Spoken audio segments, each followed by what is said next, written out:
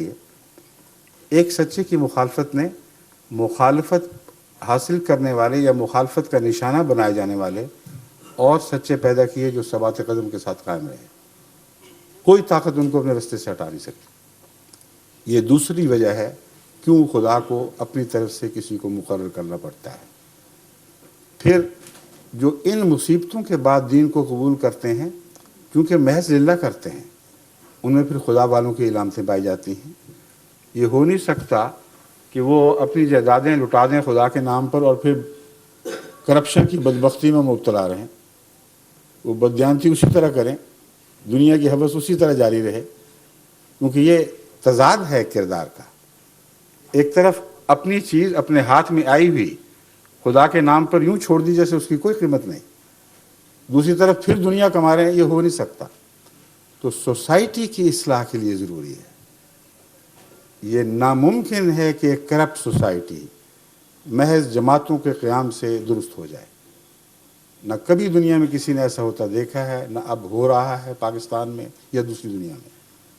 کتنی بڑی بڑی جماعتیں قائم ہوئی ہیں، کتنی بڑی دین کی باتیں ہوئی ہیں، کتنی بڑی دین سے وابستہ حکومت کے قیام کا اعلان کیا گیا. ضیاء الحق کی تاریخ کوئی بہت پرانی نہیں ہے. کتنی بار زبردستی مسلمانوں کو نماز پر قائم کرنے کی کوشش کی گئی. کتنی بار یہ کہا گیا کہ بے حیائیاں چھوڑ دو، اسلام کی طرف آ جاؤ. اب تمہارا قانون تمہیں اجازت دیتا ہے کہ جس طرح چاہو اسلام پر عمل کرو. اور پھر قانون نے پوری حفاظت دی. کیا آج سے 10 سال پہلے کا دیانتداری کا معیار پاکستان کا وہی تھا جو آج ہے؟ کیا یہ پریسیپس سے نیچے نہیں گر چکا؟ کیا تیزی کے ساتھ سارا ملک بد اخلاقی اور بے حیائی میں اس طرح بگٹٹ نہیں دوڑ رہا جیسے کسی پہاڑی کی چوٹی سے کسی کو نیچے پھینک دیا جائے؟ یہ کیسے رک سکتے ہیں؟ نہ رک سکتے نہ رکے. اس لیے کہ دنیا میں جو لوگ مذہب کے نام پر جماعتیں قائم کرتے ہیں ان کو خدا کی تائید حاصل نہیں ہوتی. ان کے اپنے مقاصد ہوتے ہیں. وہ اپنے گرد جتھا اکٹھا کرنا چاہتے ہیں، اس لیے جتھے والی آوازیں دیتے ہیں. لیکن ان کے ماننے والے، ان کے مرید اغوا کریں، لوٹیں، بچوں کی زندگیاں چھین لیں، ماؤں کے سکون لوٹ لیں، جو چاہیں کریں، آگے لگا دیں گھروں میں، اغوا کر کے پیسے مانگیں اور نہ دیے جائیں تو بچے ذبح کر دیے جائیں. یا چوری، ڈاکہ، اغوا، قتل مسجدوں میں بھی ہو، مسجدوں سے باہر بھی ہو. وہاں مولوی کو نیند کیسے آ رہی ہے؟ اس کا صبر اور سکون لوٹا کیوں نہیں؟ صاف ظاہر ہے کہ یہ سارے خدائی کے دعوے دار ہیں. ان کی مانو گے، ان کے سامنے سر جھکاؤ گے تو تمہیں اجازت ہے جو چاہو کرتے پھرو، تمہارے اسلام کو کوئی گزر نہیں. ہم تمہارے اسلام کی حفاظت کریں گے. کون ہوتا ہے تمہاری طرف ٹیڑھی آنکھ سے دیکھنے والا؟ مگر ہمیں نہ چھوڑنا. ہمارے فرقے کو چھوڑا تو پھر ہم تمہیں سبق سکھائیں گے، ورنہ نہیں. بس ہر فرقے کے امام نے اپنے فرقے کے لوگوں کو عملاً جو ہر قسم کی کھلی چھٹی دے دی ہے، اس کے نتیجے میں اسلام کا نام صرف نام ہے. وہاں حقیقت اسلام موجود ہی نہیں ہے. حقیقت اسلام موجود ہو تو تقویٰ دکھائی دے، بازاروں کے حالات بدل جائیں، انسان دوسری عورت پر بری نظر اٹھانے کے تصور بھی نہ کرے، بچے اغوا کرنا اور قتل کرنا. کون سا اسلام سکھاتا ہے یہ؟ جن سربراہوں کے پیچھے یہ لوگ ہیں انہوں نے کبھی نوٹس لیا؟ کبھی وہ نکلے ہیں گلیوں میں کہ ہم یہ نہیں ہونے دیں گے؟ اس لیے کہ وہ گلیوں میں نکلیں کہ نہیں ہونے دیں گے تو وہی ماننے والے ان کے پیچھے پتھر لے کے پڑ جائیں گے. ان کی آواز پر لبیک صرف اس وقت کہا جاتا ہے جب بدی کی طرف ان کو بلاتے ہیں، جب لوگوں کے مال لوٹنے کے لیے طرف بلاتے ہیں، جب آگے لگانے کی طرف بلاتے ہیں تو لبیک لبیک کہہ کے ساری قوم ان کے گرد اکٹھی ہو جاتی ہے. کیا کبھی خدا کے کسی رسول نے اس نام پر لوگوں کو اپنے گرد اکٹھا کیا تھا کہ آؤ میں تمہیں بلاتا ہوں کہ سب کے گھروں کو آگے لگا دو، بچوں کو اغوا کر لو، ان کو لوٹو، یتیموں کی جائیدادیں کھا جاؤ، بیواؤں کے اموال لوٹ لو، جھوٹے مقدمے کرو اور دن رات دنیا کی فکر رہے جائیدادیں بنانے کی، اور سیاست بھی کرو تو مسلسل جھوٹ کی سیاست کرو.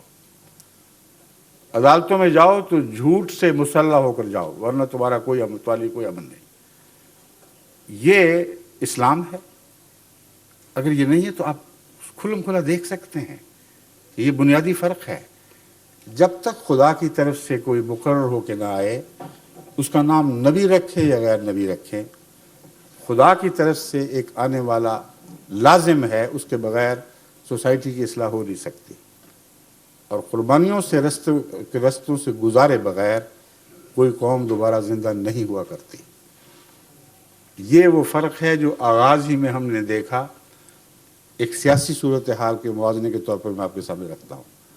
کانگریس نے لمبے عرصے تک محنت کی تھی اور مسلم لیگ میں اس محنت کا فقدان تھا. کوئی ایسی لمبی تاریخ ان کی نہیں تھی. جب دو ملک قائم ہوئے ہیں تو ان کا ملک فوراً منظم ہوا ہے اپنے آئیڈیلز کے گرد اور ان کو قائم رکھا. لیکن پاکستان دیکھتے دیکھتے اکھڑ گیا ہے اپنی منزل سے. اس کی وجہ یہ ہے کہ وہاں قائد اعظم کو اللہ تعالیٰ غریق رحمت فرمائے، اس ایک انسان کی سچائی تھی، اس کا عزم تھا، جس نے غیر کے سامنے سر جھکانے سے انکار کیا اور آخر دینی مخالفتوں کے باوجود پاکستان کو بنا لیا. اب کیا ہے؟ اب وہ تجربہ کار، وہ محنت کرنے والے جنہوں نے پاکستان کمایا تھا وہ تو نہیں ہے، لیکن جنہوں نے سارا زور لگا دیا تھا کہ پاکستان نہ بنے، وہ ملک پہ قابض ہو چکے ہیں اور دین کے نام پر. تو یہ کھیل ہے، تماشا ہے، یہ حقیقت ہے. ان باتوں کو پہچاننے کے لیے کسی تحریری دلیل کی ضرورت نہیں ہوا کرتی. ایک نفس کی اندرونی دلیل ہے جسے قرآن کریم بینہ فرماتا ہے. ہر نفس کو خدا نے قوت بیان عطا کی ہے، یعنی بولنے کی نہیں بلکہ تمیز کرنے کی قوت. اور اس قوت کے حوالے سے آپ ہمیشہ سچ کو جھوٹ سے ممتاز کر کے دیکھ سکتے ہیں. بس لمبی تفصیلی بحث کی بجائے جو بہت وقت چاہے گی، میں حضرت مرزا صاحب کے متعلق یہ عرض کر دوں کہ آپ اس ٹیسٹ پر پورے اتریں جس پر پہلے انبیاء پورے اترتے آئے ہیں. آپ ہندوستان کی سب سے زیادہ اس زمانے میں غیر مولویوں میں سب سے زیادہ مرغوب شخصیت تھے اور لوگوں کی نظریں آپ پر اٹھ رہی تھیں. ہندوستان کے طول و عرض سے آپ کی تعریف میں مقالے لکھے جا رہے تھے. ایک رات آپ پہ کیا گزری کہ سب کچھ اپنے ہاتھ سے چھوڑ دیا. سب سے بدترین انسان کے طور پر دنیا کی نظر میں آپ نے سر اٹھایا ہے اور پھر خدا نے ان کو نہیں چھوڑا. پھر جماعت ارد گرد جمع ہونی شروع ہوئی سخت مخالفتوں کے باوجود. آج بھی یہی ہو رہا ہے. تو یہ اصلاح کا ایک ہی طریق ہے، ایک ہی نسخہ ہے جو خدا نے آدم سے لے کر آج تک ہمیشہ استعمال کیا تو اصلاح کی ضرورت اٹھی. ویسے ڈاکٹر آپ بہتر جانتے ہیں کہ جو نسخہ تجربے میں آیا ہوا ہو اسی کو انسان دہراتا ہے. جو نسخہ تجربے سے ناکام ثابت ہوتا چلا جائے اس کو کبھی کوئی معقول ڈاکٹر اٹھا کے اپنے مریضوں کی زندگی برباد نہیں کرے گا. بس یہ نسخہ جو ہے پاپولیرٹی کی، مجالس بنانا، تنظیمیں قائم کرنا، یہ تو مذہبی دنیا کا قدیم سے رواج ہے، مگر چلا کبھی نہیں یہ نسخہ. اصلاح کا نسخہ وہی ہے، قربانی کے رستوں پہ سے آؤ گے، جو کچھ ہاتھ میں ہے لوٹاتے ہوئے آؤ گے، پتھر کھاتے ہوئے آؤ گے، پھر خدا کی طرف سے تم لوگوں پر پھول برسائے جائیں گے. اس کے بغیر ممکن نہیں ہے. یہی کافی ضروری ہے. حضور اگلا کوشچن کونسلر آنند پٹیل صاحب جو نیو ہم ایسٹ لنڈن سے تشریف لائے ہیں ان کا ہے. جی میں کونسلر آنند پٹیل صاحب سے درخواست کروں گا کہ وہ تشریف لائیں اور اپنا سوال کریں. یہ پہلے بھی تشریف لا چکے ہیں؟ نہیں، وہ ایک اور دوست تھے نسبتاً پتلا جسم تھا ان کا، وہ نہیں اب آئے؟ اچھا، آنند پٹیل صاحب ویلکم. شکریہ آپ کا.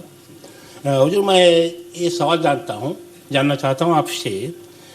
آپ کی جماعت کے بہت سے لوگ ہمارے برو میں رہتے ہیں اور میں نے سنا ہے کہ انہیں بہت سے تکلیف اٹھا کر یہاں آپ آئے ہیں، پھر بھی ان سے زیادہ ہمیں معلومات نہیں ملتی ہے. تو میں یہ جاننا چاہتا ہوں یہ کیا وجہ ہے کہ آپ نے جو ظلم و ستم سہتے ہوئے بھی آج تک کوئی آواز بلند نہیں کی. عرض کرتا ہوں. یہ بہت اہم سوال ہے, تشریف رکھیں, میں عرض کرتا ہوں. آپ بہار کے ہیں؟